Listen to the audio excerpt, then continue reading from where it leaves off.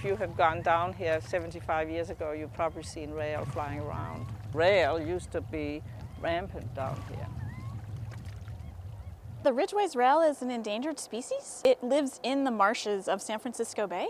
It has striations, like stripes on its body going in different directions in hues of brown and gray tones, and it hides marvelously well. So the bird can actually be right tucked inside the edge of the marsh and you wouldn't see it. The Ridgway's rail is sort of the icon of the salt marsh because it is the endangered species that is only found in those salt marshes. Historically, San Francisco Bay had a lot of tidal salt marsh habitat, and that was a habitat type that when the settlers came here, they were like, what is this swampland? Let's fill it up.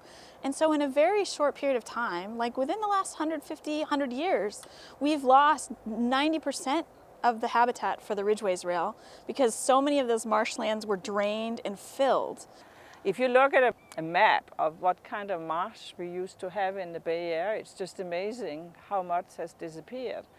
And because it lives in the marsh, it disappears with the marsh disappearing. So that's basically it.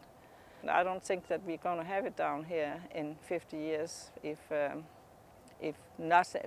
something isn't done. I'm pretty sure about that. I think the first thing is really for the community to have a sense of what does it want to be? What kind of community does it want to be? Does it want to have a whole glass wall on the waterfront blocking everybody else's visibility except for the wealthy folks who can live right on the edge of the bay? Do they want that? Or do they want a community where the community is tied to being able to recreate along the bay and also to help take care of the bay? And the city needs to make those decisions and really think conscientiously, because once you wipe it out, it is not so easy to bring it back. Once you turn it into concrete, it's gone. Parklands are really crucial for maintaining the health and sort of the serenity in a community. If you think about the stresses in an urban community such as Richmond, there's an incredible amount of stress. There's people, living on top of people, and there's traffic stress and life stress and social stress and all these things. And the wetlands and the creeks and the nature areas become really important for us to kind of maintain our own equilibrium, our own sanity.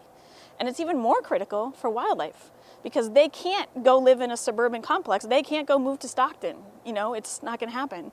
So they're either going to live here with us and beside us and inspire us and delight us, or they're not going to survive at all. And then it's going to be on us.